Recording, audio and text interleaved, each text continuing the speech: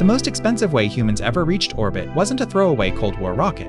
It was the one we built to be reusable. The Space Shuttle cost about $65,000 to lift 1 kilogram to orbit, roughly the price of a new car, and that price kept space a government-only club for 30 years.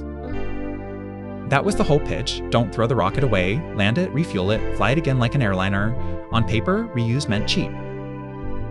And for decades, nothing moved it. The price of leaving Earth just hovered, around $20,000 a kilogram. The reason is brutally simple. A rocket is a skyscraper of engines you build once and dump in the ocean every flight.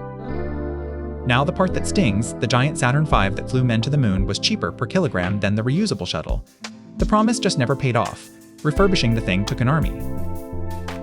Then, in 2015, a Falcon 9 booster came back and landed itself upright on its tail. 2 years later, it flew again. And the line that hadn't budged in decades fell off a cliff. $2,600 a kilogram, about 25 times cheaper than the shuttle.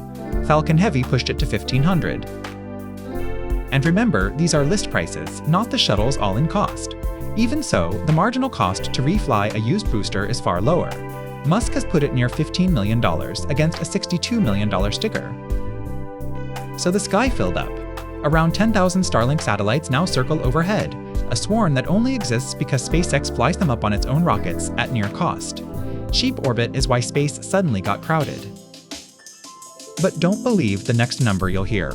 Starship is advertised at $10 a kilogram, a target, not a ticket. It hasn't flown a paying pound to orbit yet, and honest estimates land closer to a few hundred. Basically, free is marketing. And cheap launch is only half the story. Low Earth orbit is the cheapest address in space. The Moon and Mars cost far more per kilogram. Often the satellite costs more than the rocket that carries it. The ride got cheap. Space is still hard. The lesson isn't that space went free. It's that reusable didn't mean cheap for 30 years, until a different company actually caught the rocket and flew it again. The whole collapse, drawn to scale, all on one timeline.